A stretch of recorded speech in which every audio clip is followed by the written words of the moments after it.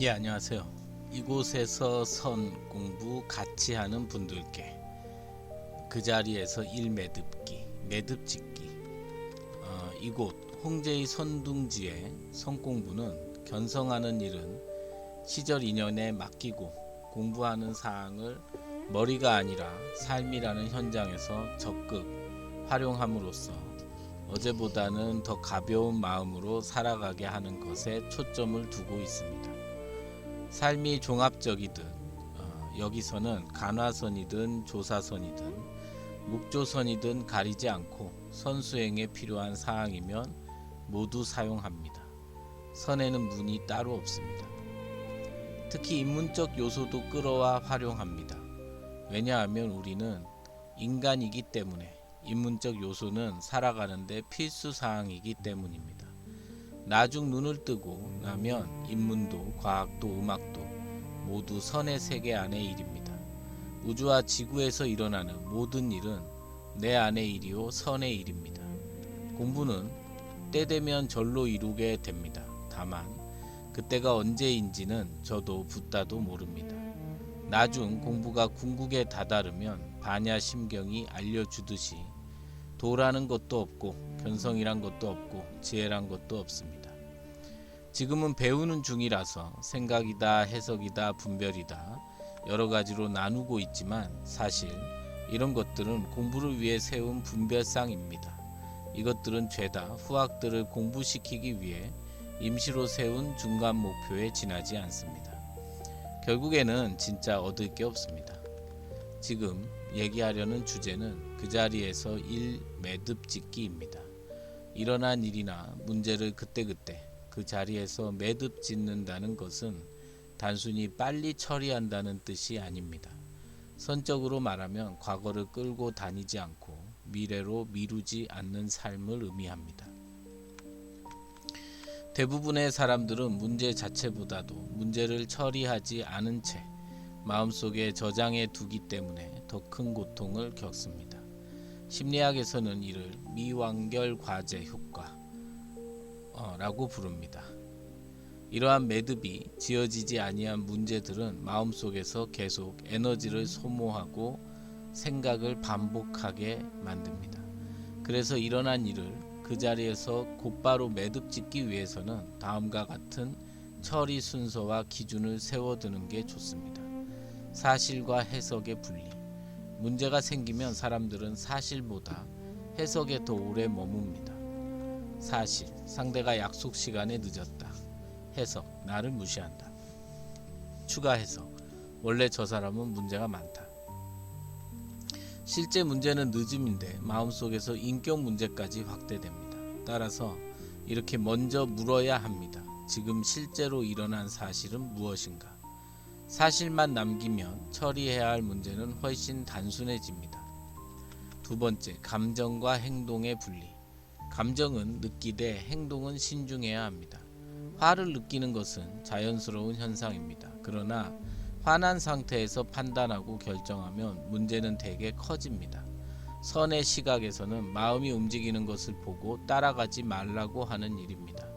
감정을 인정하되 감정이 행동의 주인이 되지 않도록 하는 겁니다. 세 번째, 지금 할 수 있는 조치를 즉시 취해버려야 합니다. 압축하면 문제는 딱 세 종류뿐입니다. 지금 해결 가능한 것, 이것은 즉시 처리해버립니다. 두 번째, 시간이 필요한 것, 따로 계획이나 대책을 세웁니다.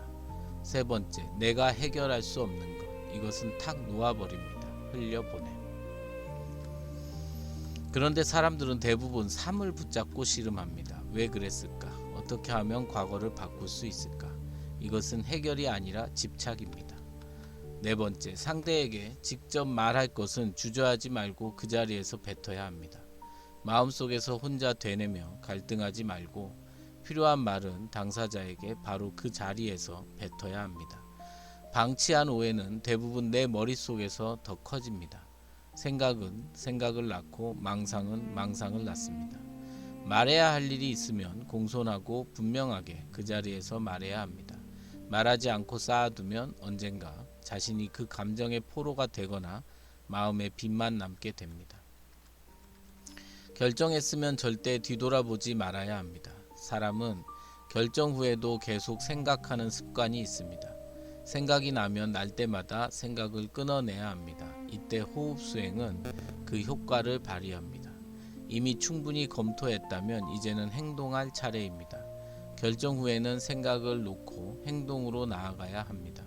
결정한 후에 반복적 생각이나 후회는 지혜가 아니라 에너지 낭비요, 삶의 낭비입니다. 하루 마감 정리. 잠들기 전에 자신에게 물어봅니다. 오늘 해결할 일을 완결했는가? 혹 미결된 일은 없는가? 사과할 일이 남아있는가? 감사할 일이 남아있는가? 내려놓아야 할 일이 있는가? 그리고 가능한 것은 그날 잠자기 전에 처리합니다. 하루의 매듭을 그냥 짓는 습관이 쌓이면 인생의 매듭도 자연스럽게 정리됩니다. 일이 끝났는데도 마음속에서 계속 되씹는 것은 번뇌입니다. 차를 마실 때는 차만 마시고 걸을 때는 걷기만 하고 문제가 생기면 처리하고 처리가 끝났으면 끝난 것입니다. 일이 지나가면 마음도 함께 지나가야 합니다. 결국 그 자리에서 매듭을 짓는 비결은 특별한 기술이 아닙니다. 일어난 일을 있는 그대로 보고 해야 할 조치를 하고 끝난 일은 놓아버리는 것. 이 세 가지가 갖추어질 때 비로소 승찬선사가 말한 일체분류, 즉 아무것도 붙들어 두지 않는 삶이 가능해집니다. 선생님께서 친절하게 이렇게 어떤 우리가 말에서 생길 수 있는 오해, 예를 들어서 지금도 이 일체분류, 아무것도 붙들어 두지 않는 삶이 가능해집니다.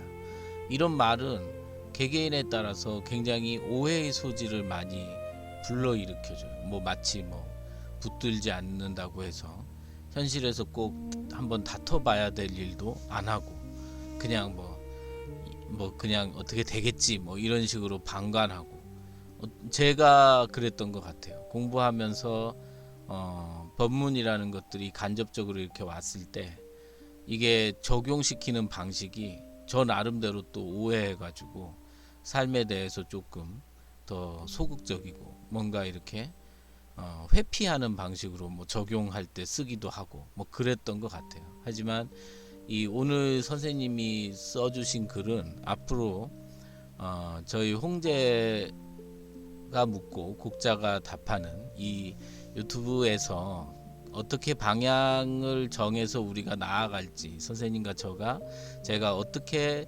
나아가면서 공부를 할지에 대한 정확한 지침을 설명해 주신 글이기도 하고 저 역시도 막연하게 어떤 법문의 말이나 이런 거에서 저 혼자 생각하고 오해해 가지고 이렇게 잘못 적용시키는 좀 폐단이 있었던 것 같은데 그런 부분에서 선생님이 잘 정리해 주시면서 공부를 하나하나 이끌어 주신다고 생각하고 있고 저와 더불어 많은 분들도 오히려 어떻게 보면 삶의 회피나 혹은 방임이나 혹은 이 공부라는 게 오히려 기존의 가치관을 무너뜨리고 어떻게 보면 올바른 가치관도 무너뜨리고 더 이렇게 퇴색되게 하는 그런 역작용도 분명히 있기 때문에 그런 부분에서 선생님이 조심히 가이드를 잘 해주실 거라고 믿고 있고 그리고 그런 역할을 지금 충실히 선생님께서 글과 어떤 여러 메시지로 이렇게 전달해 주심에 깊이 감사드립니다. 그리고 앞으로 홍제선 공부 여기 같이 이용하시는 분은 아마 우리 선생님의 어떤 방편과 그리고 여러 메시지로 충분히 같이 많은 시행착오 없이 공부를 해 나갈 수 있지 않을까 하는 그런 기대도 해보게 됩니다. 예, 고맙습니다.